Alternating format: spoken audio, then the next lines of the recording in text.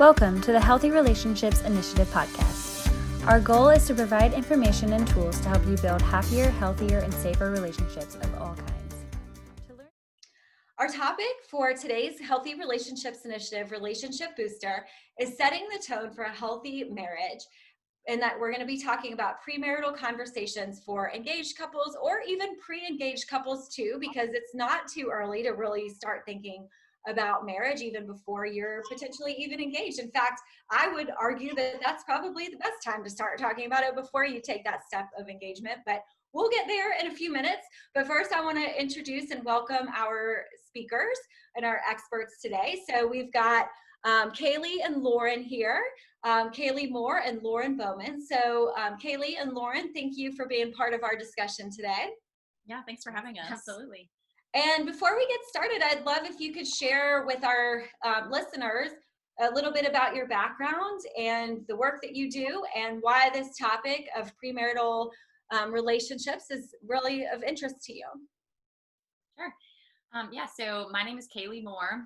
I got my master's through Liberty University and have been in private practice for about 5 years, and really just have had an emphasis in marriage and family from the beginning, and worked with couples and also gotten some additional training in that field because it was of so much interest to me. And that's actually where Lauren and I met. And so we just kind of discovered this mutual passion for marriage and family therapy. And so that's kind of where our work has come from. Yeah. I'm Lauren Bowman. I also went to Liberty, and I also specialize in marriage and family therapy. I'm the director of marriage and family services at Wins Family Psychology, which has locations here in Greensboro, but then also in Cary and Raleigh. But yeah, Kaylee and I met during our internship actually, and really just fell in love with this idea of marriage therapy, but specifically premarital counseling, because we love that idea of preventative care, that it's so important to lay the foundation for your marriage. As we know, marriage is not always easy, but it doesn't have to be hard, right? And so if we can set it up from the very beginning, then it can be great. And that's why we love it. Right. And we will probably talk a lot about building a strong foundation this entire hour because we're so passionate about it. And we like to think about it in terms of if you're going to the dentist. And I think it's a really good visual because, if you think about it, your dentist will tell you to brush and floss regularly, but also go in for your 6-month checkups. And if you do that, it's much different than only going to your dentist when you're suddenly in pain or you just can't stand the pain anymore and suddenly you're in crisis. And not only are you in pain, but you're probably going to end up spending a lot more money at the dentist if you wait until then than if you do the regular preventative care that is recommended. And so we think of therapy in the exact same way. And relationships, if you're investing daily, it's going to be a lot different than all of a sudden you find yourself in crisis and in a counseling session, and it's not always the outcome is not always great. So yeah, preventative care is key.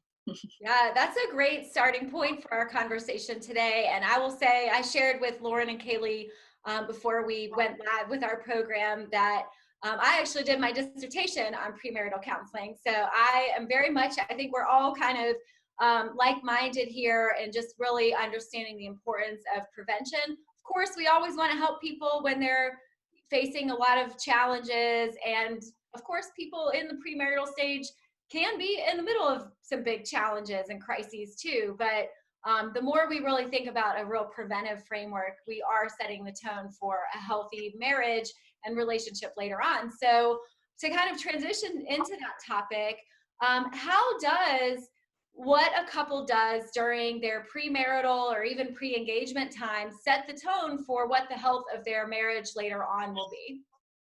Sure. So, when we think of marital health, we really think of it like physical health, that it's a very holistic picture. And I know in therapy, the number one concern that people come in for is communication. They say we have bad communication, we don't know how to talk, we don't know how to fight. And when we really dig deep into those sessions, we find that really that poor communication is a result of emotional distance and some things that have happened in the relationship. And so from the very beginning, thinking about setting your marriage up for marital health in the pre-marriage stage or the pre-engaged stage, if you can find ways to ensure that you are emotionally connecting, even when things are hard, even when you disagree, that you're making sure that you're putting that marriage first over your own perspective, essentially. So we would see that emotional connection as positive marital health.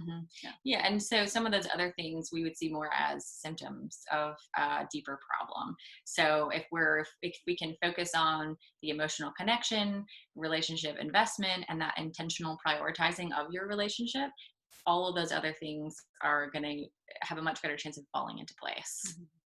And I like the way that you're talking about healthy marriage and healthy relationships as really sort of broad characteristics that can be accessible to everybody, because it also leaves room for every couple to have certain things about them that are unique and different. So for example, well, right now we're all kind of homebodies since we're in the middle of the pandemic, but in normal day-to-day life, some couples like to be out and very active together. Others like to stay home more.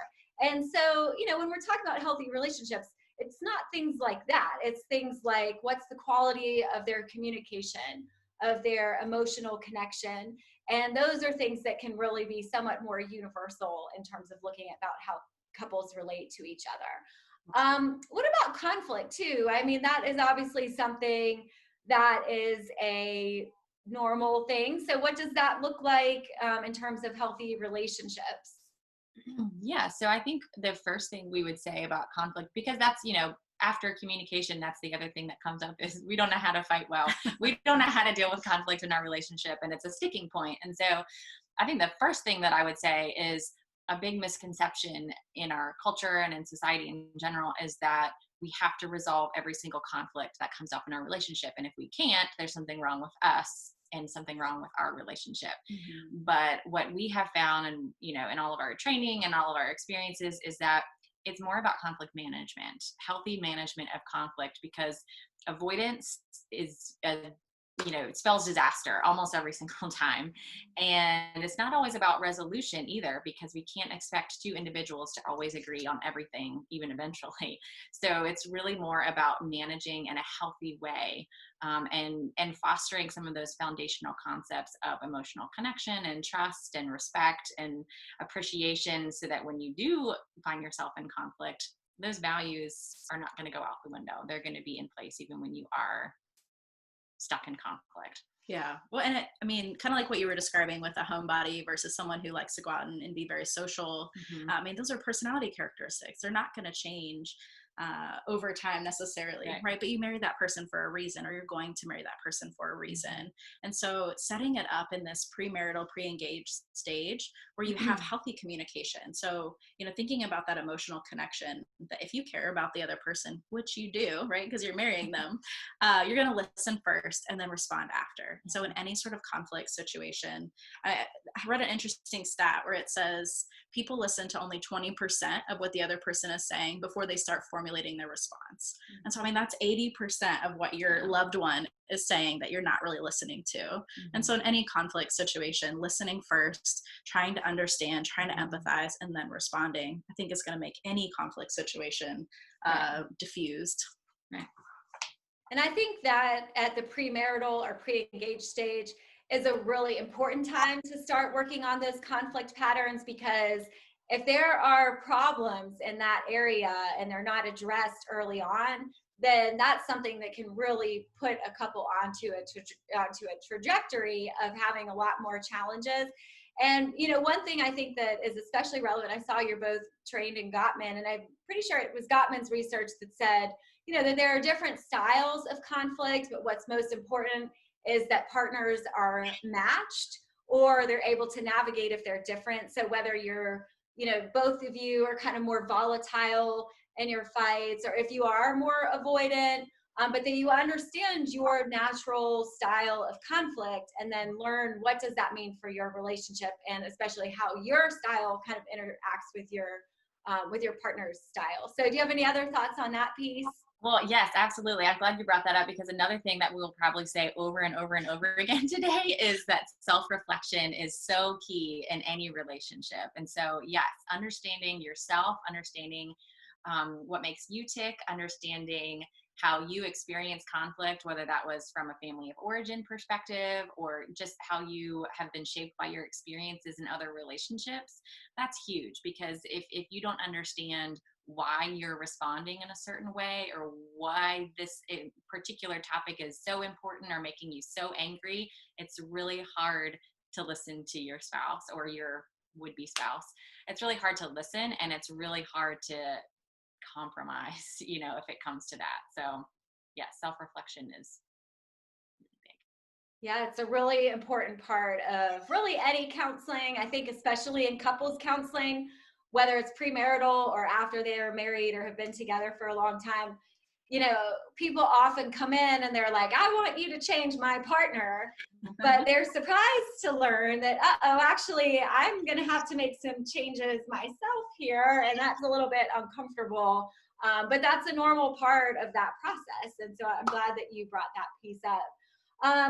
One thing I think that's really interesting about some of the demographic sort of changes in marriage today is that a lot of couples are staying together for a lot longer before they get married, and some people still, get married very quickly after not dating for so long. So do you see any differences in terms of kind of what a couple's path is to engagement and how long they might be engaged and how that might influence what they might need to be thinking about as they're approaching their marriage or even approaching engagement?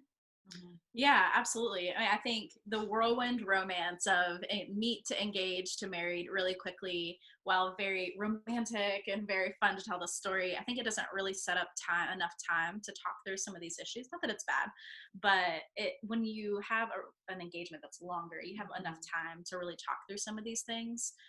And to really set it up, but also to see who that person is when they meet adversity, when you run into things that you disagree with. And so we have found that working with couples who are already married, that if they have a longer engagement, if they did their due diligence of going to premarital counseling or having an older couple mentor them, or really just investing in their relationship, that even when they hit the challenges of life, it's a little bit smoother to go through those challenges than if they hadn't done some of that preparation or they didn't know how to seek out the help they need. Exactly. And there's actually a stat that talks about couples who date for at least a year have the best longevity of relationship. And so and I honestly, before I even knew that stat, it just seems like a great idea to see someone through every single season in a year, to see how they deal with adversity, how they deal with their family members, how they deal with, holidays, a wide variety of emotions. How does he deal with anger? How does she deal with sadness, depression and trials and things like that? And so, and the other big issue is that in the space of a year, you have lots of time to talk. Yes. You have lots of time to practice these conversations that we will talk about, as we go through more of these questions. But practice having the hard conversations, because these conversations don't end. It's not a one and done thing where, we've talked about extended family. Okay, great. Now we're set for life. You're practicing these conversations because things change. Life is not static. And so things are going to change as you go through the years and as you hit certain milestones like kids or career changes or moves, things like that. And so these important and poignant conversations are going to continue. And so the better you get at them, at having them now, even if you disagree, the smoother they will go in your later years. We had it was a while back, but one of our relationship boosters was about dating. And our expert that time, her name's Robin Campbell, and she's another local counselor, but she said it was like data collection. And while you're dating, you're sort of, collecting data on the person and getting information and really, taking your time to learn about that person. So I thought that was a really good way of kind of putting it too, in terms of you want to take some time to really learn about that person, learn about yourself in relationship with that person. So let's move on to talking about some sort of harder conversations that might come up, both as couples are engaged or even as they're starting to move into thinking about getting engaged. And, one of the terms that comes up a lot, I think, when we're talking about dating, but also even just marriage, is like this idea of a deal breaker. And, sometimes a couple can really be in love and respect and like one another, but there might be some real core issues that could come up, especially through these early conversations as they're approaching marriage. So what are, from your perspective as therapists, what are your views on sort of deal breakers, and what should a couple do if they're engaged and something major comes up? Like, for example, I want to live close to my in-laws and I don't want to live close to my in-laws. I want to have a baby or have kids. I don't want to have kids, sort of certain things that, somebody might not be able or willing to compromise on. Sure. So we did a premarital series with our Marriage Reclaim platform, and we decided to break down deal breakers into 2 different categories because it feels like such a big, broad thing, and often we lump in our preferences in with deal breakers. And so we sussed it out to 2 different categories, one being non-negotiables and then one being red flags. And so those non-negotiables, and this could come up when you're pre-engaged or when you are engaged, but it's things like core intrinsic values. So things that are opposed to who you are as an individual. If the other partner is engaged in something like that, like perhaps it's they have an addiction or there's a substance issue, and that's not okay with you, and you're not in that for the long haul, right?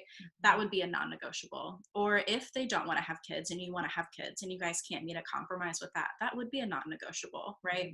And so finding those things that are directly opposed to who you are as an individual would be a deal breaker in the sense of the word. Right, your value system. And so again, this is where the self-reflection comes in, because you have to know who you are and what you want and what you want your life to look like. We're talking, let's talk 5, 10, 30 years down the road. Do you want a house in the country with 5 kids running around? Do you want to live in the city and climb the career ladder and, have a 9 to 5 and you don't have time for kids?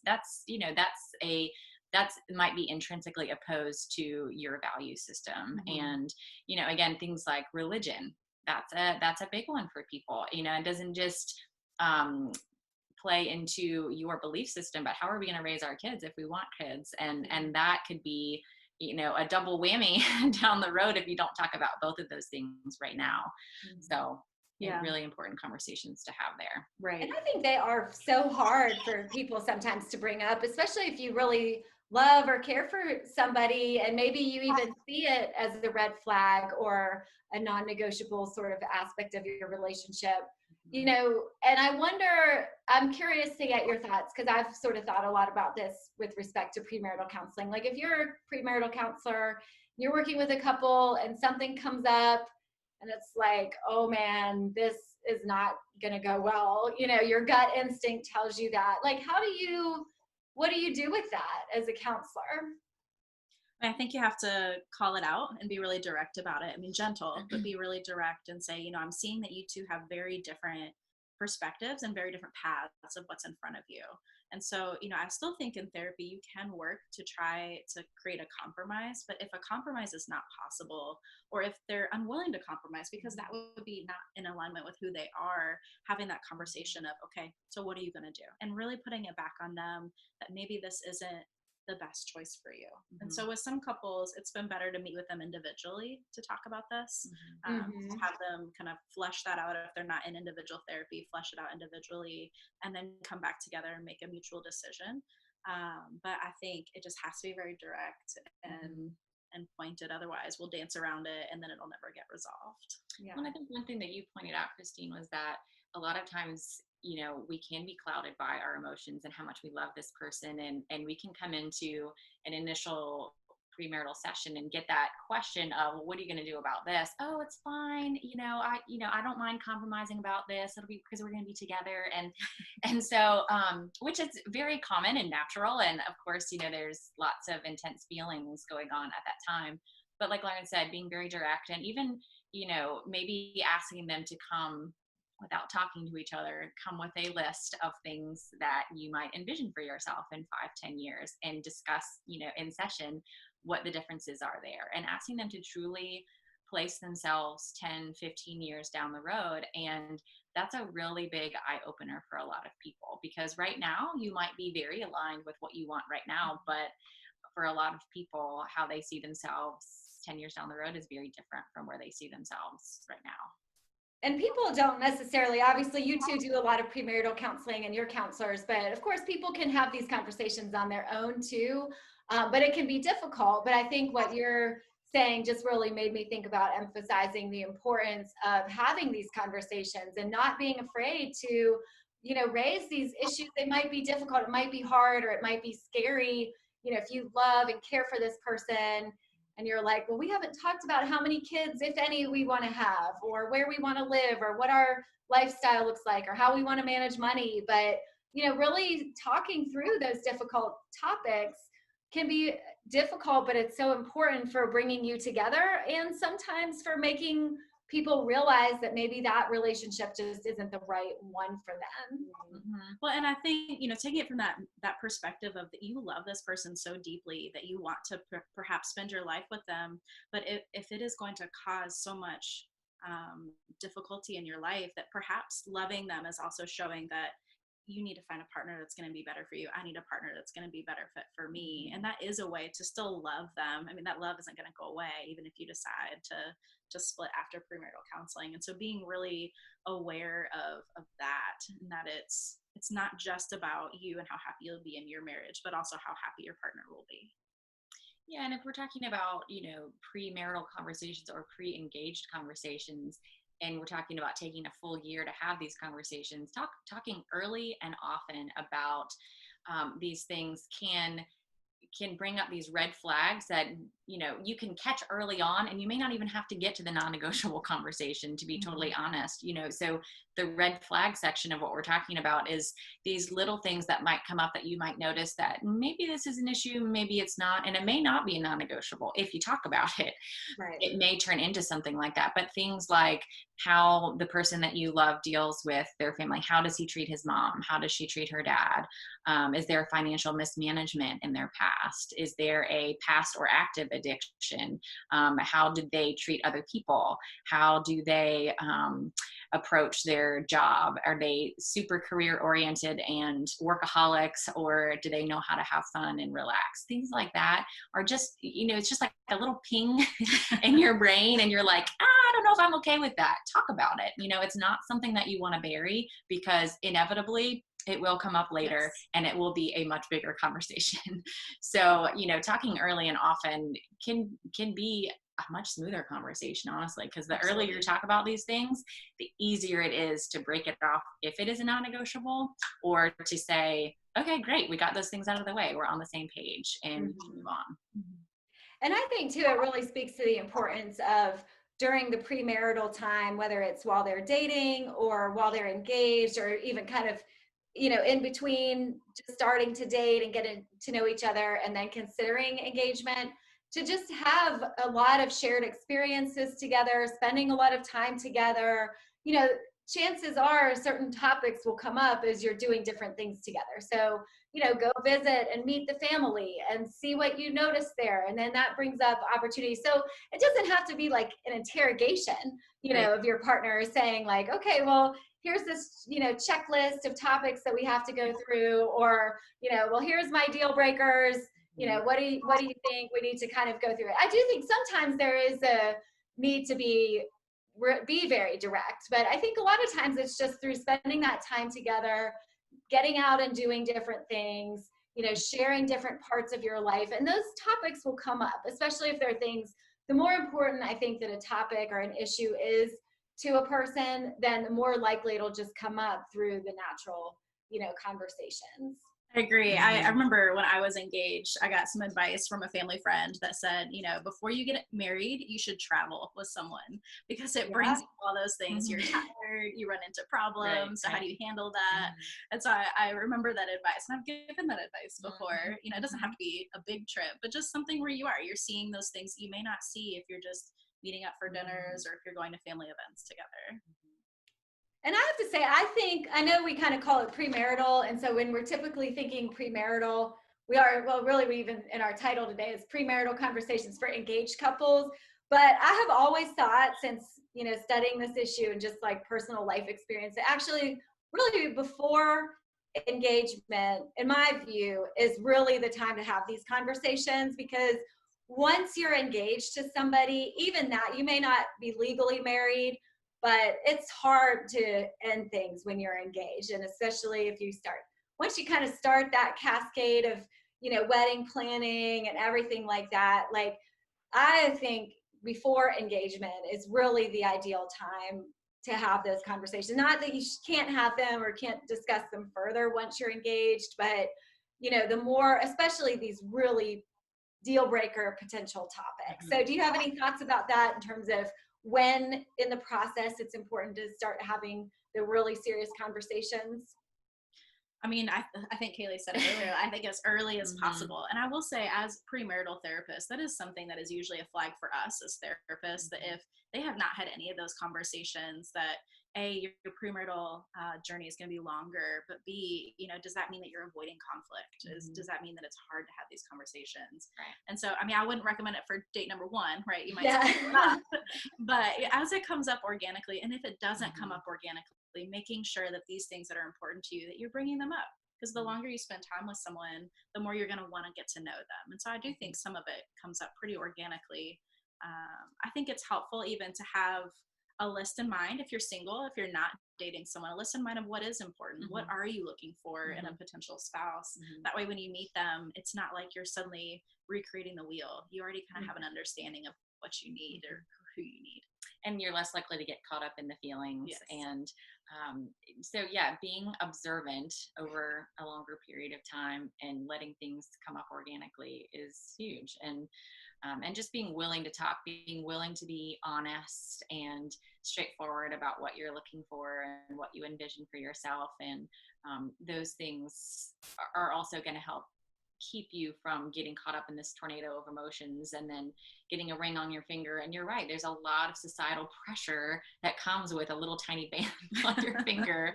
And it's very hard to have those conversations, and it's very easy to avoid them. Yes. If I bring this up, shoot, I don't know what he's going to say, so let's just not say anything. Yeah.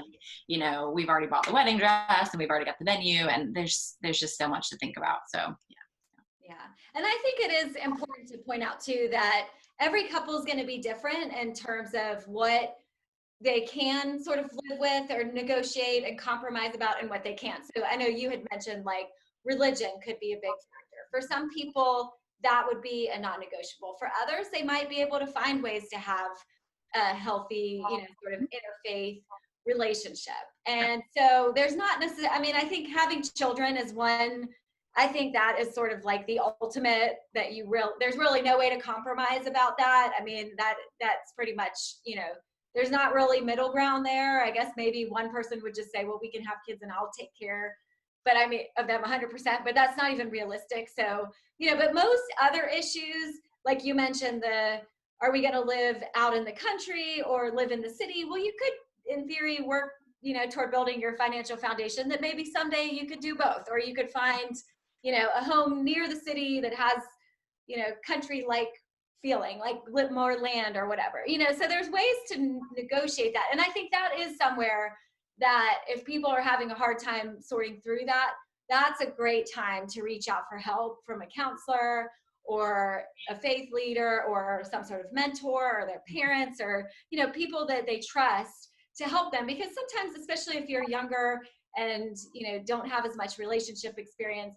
you just may not know how to negotiate some of those or how to come up with a creative solution to help work through some of those differences. I think that you make a great point, because not all of these things have to spell disaster, right? Not by a long shot. We are just saying, have the conversations, because if you don't and you end up having a weird exchange later where you say, well, I thought this, and then you start questioning, do I even know you? And then you just start doubting all kinds of things about your relationship, when really it may not be that big of a deal. You're right. We may be able to find a really unique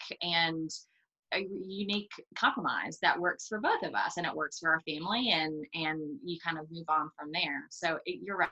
Every couple is unique, and many of these things are very workable, especially if you have some help and support from a therapist or family members or mentors or whoever that might be. Yeah.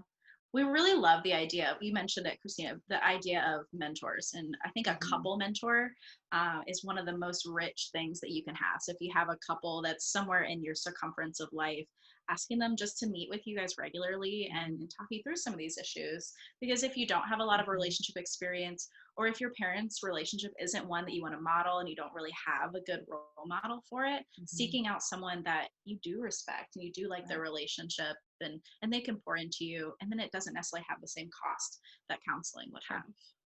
That's great. Yeah, no, I think that's a really great suggestion about the mentors. I know sometimes that's something that people do in addition to premarital counseling. Or like you said, it could just be more of an informal, like somebody that you go to that you view as having a lot of wisdom. And I think one other thing that I'll mention on the note of kind of navigating these differences is, you all might remember, I wish I could remember who said it, but one of my all-time favorite relationship quotes is, if two people in a relationship are exactly alike, then one of them is irrelevant.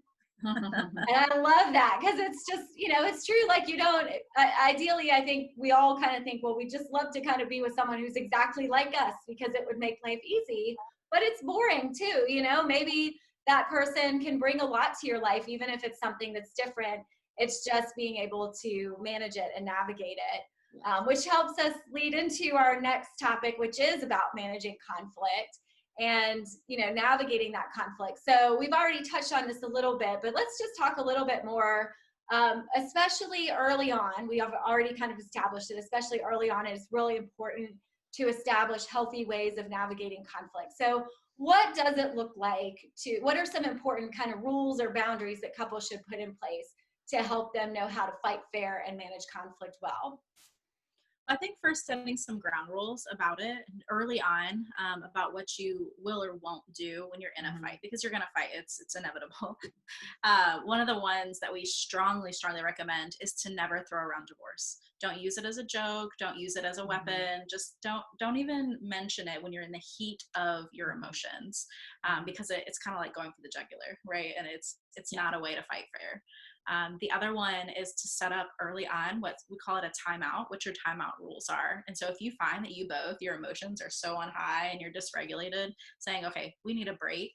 And we always say that it has to be no less than 15 minutes, but no longer than 24 hours. Yeah. And so setting a time to come back and talk about that conversation.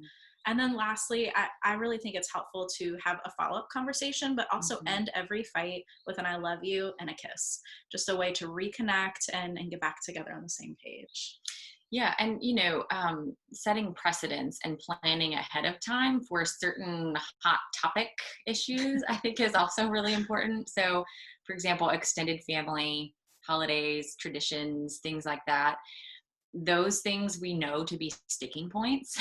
And especially when you're joining two people from probably very different backgrounds, it's important one of the biggest precedents that I always say is, who comes first? Is it your mom or your family of origin, or is it your new family unit? And so this often is not brought up until it blows up. So, especially for men, I think it's really important to say, when there's a conflict, you choose your wife every single time. And even if you don't agree with her, you back her up in the moment and you talk about it later behind closed doors, because if that doesn't happen, it creates a rift. It creates the start of emotional distance where she feels very betrayed. She feels like she doesn't matter, and she feels like she's second par to mom. And so we really emphasize, when you get married, that there is a separation from your family of origin and you're moving into this new relationship that has to take precedent. That doesn't mean mom's not important. It doesn't mean family of origin doesn't matter. It just means that your new family has to come first. And that's huge. And that is a huge transition, I think, for a lot of people, and learning to do that. And especially when there are boundary issues and maybe the extended family doesn't necessarily support and respect that. But, like you said, that's something that sort of behind closed doors, or with the help of a counselor, to really sort through, how do we set those boundaries? How do we talk about that with our our extended family, the in-laws, how do we navigate that? And just know that those issues, especially those really hot button issues, it is important to be very intentional about addressing them in a healthy way. And I think too, you might have said this, but if it just being focused on one issue, so you don't need to hash out the in-laws and the holidays and how much money you're going to spend and XYZ, like everything all at once, but really trying to stay focused. And with that too, like not bringing in up the past, like the terminology we use as marriage and family therapists is like kitchen sinking, like everything in the kitchen sink, we're going to just bring up every conflict that we've had. And, that is another one of those important boundaries to kind of set in place too, because otherwise the conflicts can just really escalate to a point where it becomes difficult, if not impossible, to kind of sort through. Absolutely. Yeah. Well, I think one more thing that's really important, and going back to the self-reflection piece, which I think under that umbrella is self-care. So understanding how you can self-soothe when you feel yourself getting really hot and flushed and angry and everything else, knowing how you respond physically, emotionally, mentally, and what you can do about that, because we all have to know where our breaking point is and make sure that we don't get to that. Because if you get to your breaking point, then explosions happen and relationship distance happen and relationship wounds happen that are often unnecessary. And so understanding, first of all, speaking in a preventative way, what do you need to do as far as self-care to keep yourself balanced, to keep yourself under control, and to know what you need to be healthy as a person. And then, as speaking from a conflict perspective, what do you need to remain calm? And if you find yourself getting heated, when you need to take a step back and say, I can't talk about this right now, it's not going to be effective, can we come back in 2 hours when I've calmed down?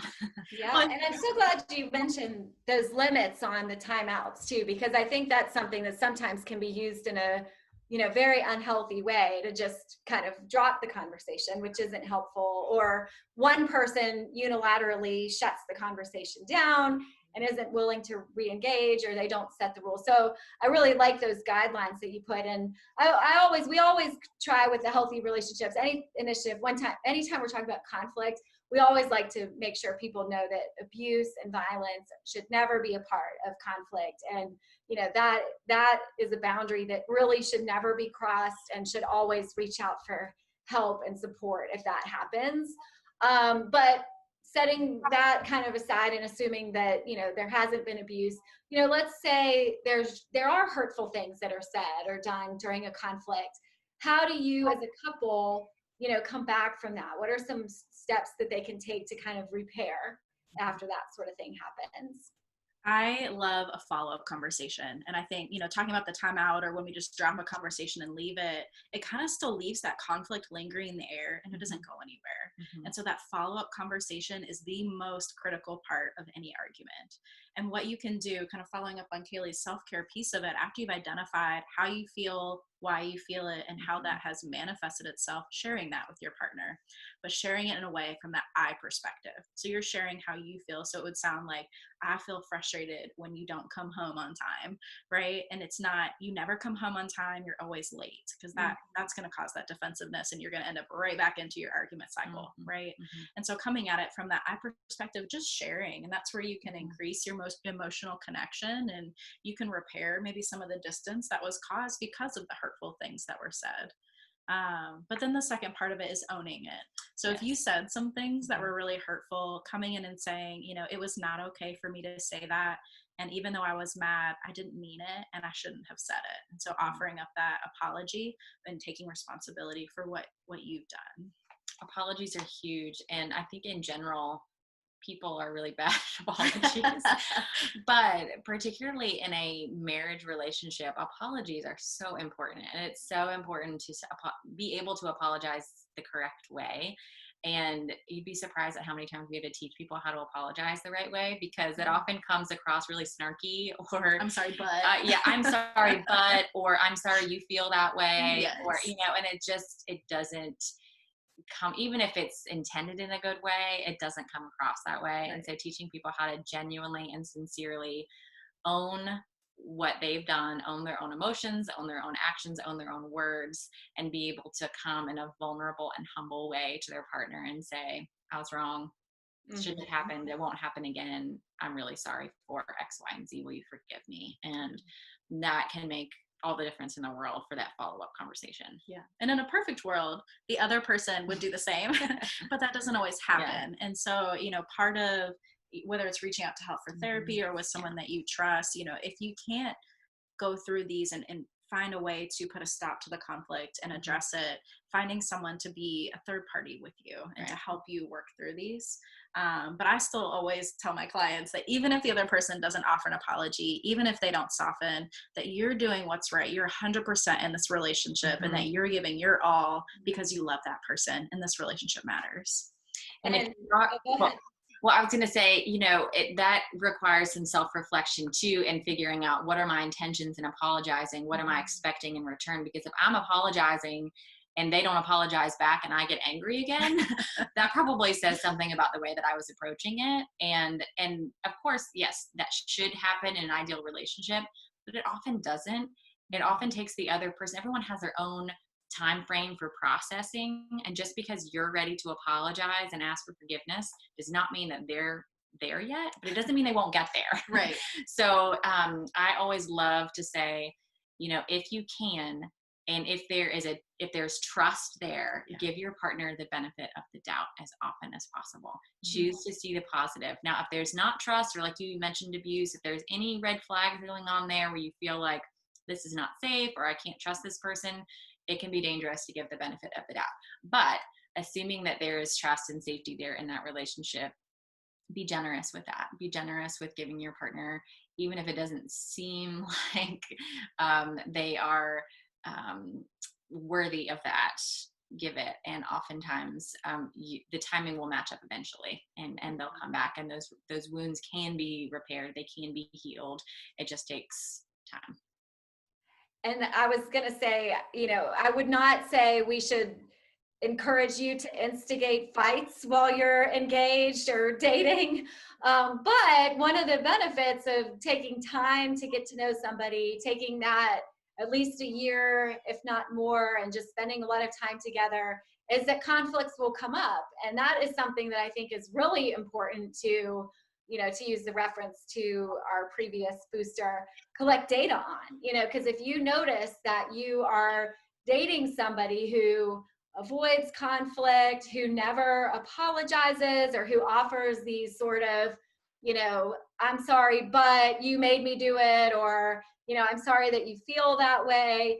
If people do that, then I think that is something that you are going to want to have some difficult conversations, because that could be something that could be a deal breaker. Because as difficult as that may be early on in the relationship, when you're married to that person and you sort of have to work it out, it will become even more challenging. Like, conflict is going to come up. So you want to make sure that person is willing to either, maybe they just don't have the skills. So are they willing to learn about it?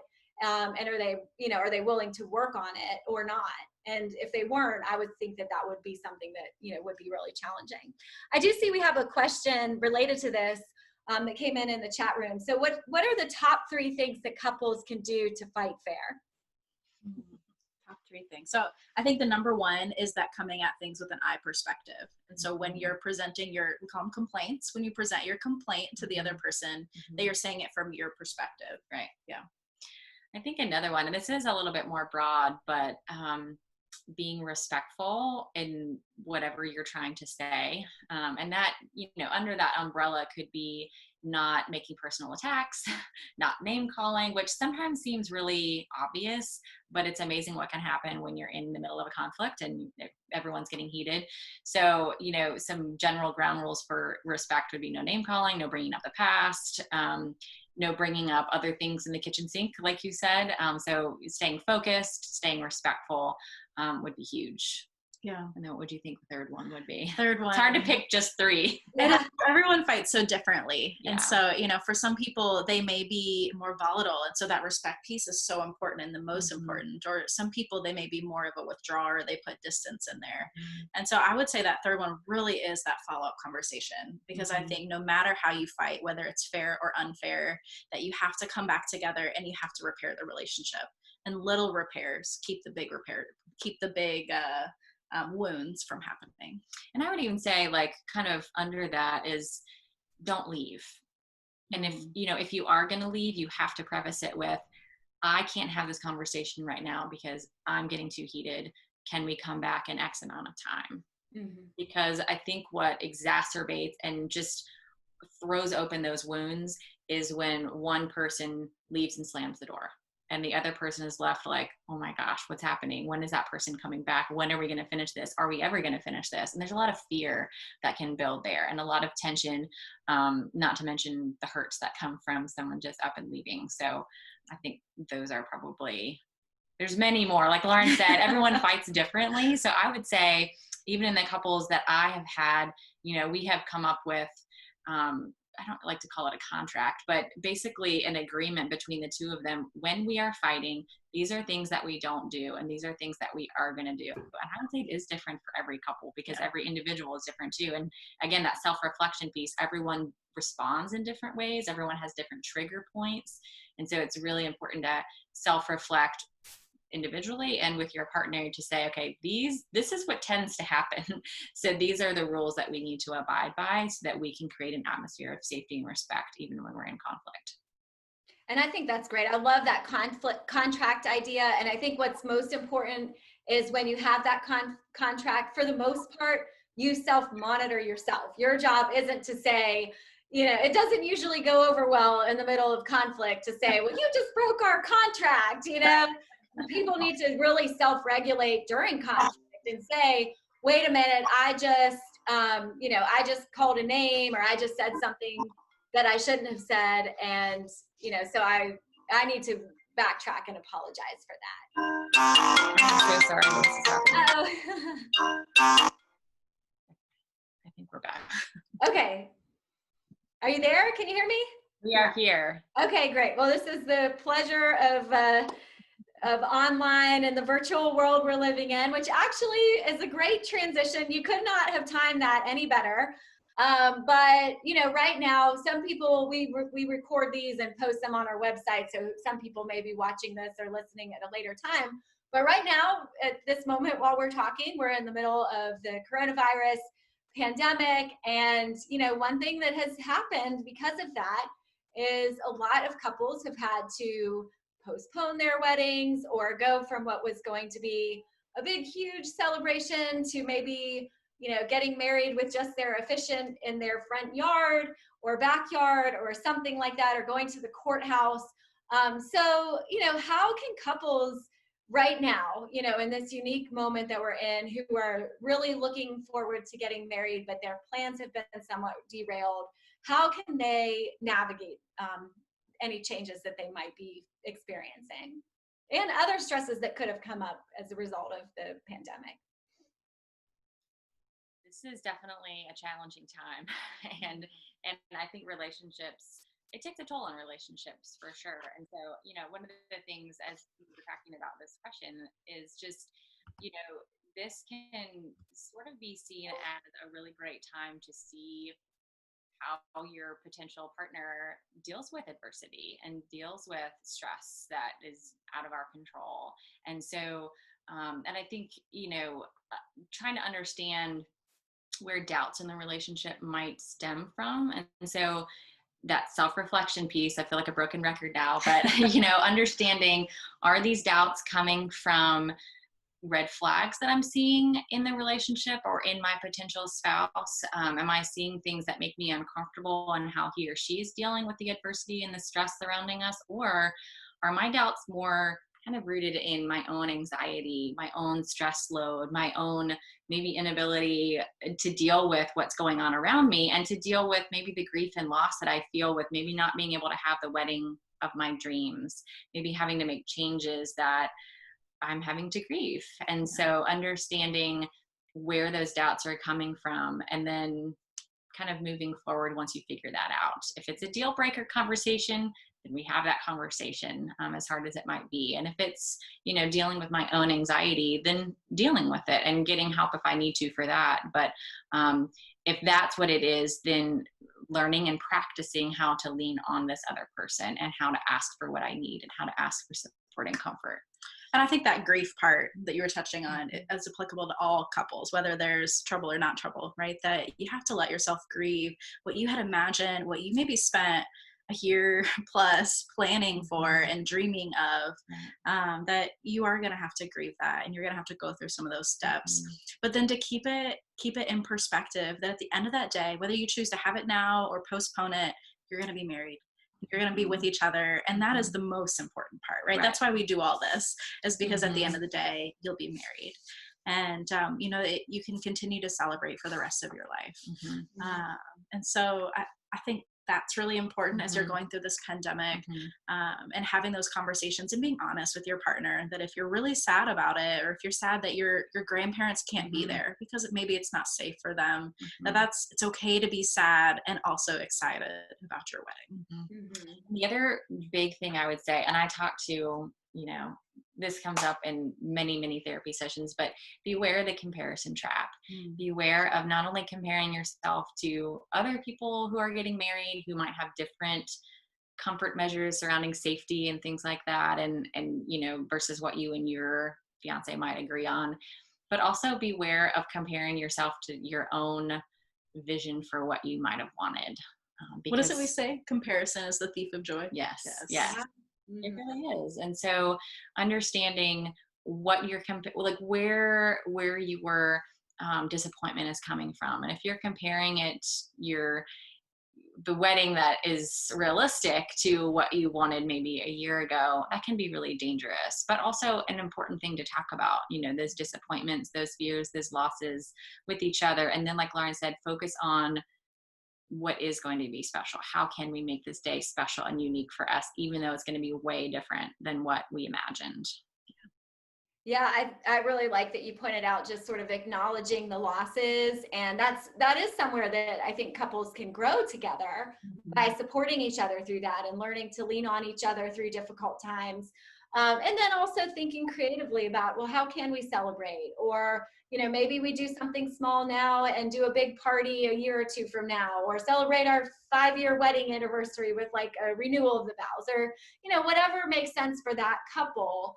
But it's an opportunity. And so I think all of the losses that people are facing right now, related to events and plans they had and things they were looking forward to, and just the loss of like normalcy, it's like a real balance, I think, that we have to have between honoring our emotions and our feelings of grief, and then also like looking ahead and saying, okay, what can I do through this? And I think, like you said, I mean, to some extent, this is a really unique opportunity for couples to grow stronger. Like, it's not a good thing that we're going through by any means, but you can learn a lot about somebody, almost more going through something so difficult like this as you would under normal circumstances. Like you said, how do they navigate adversity? How can we come together and work as a team?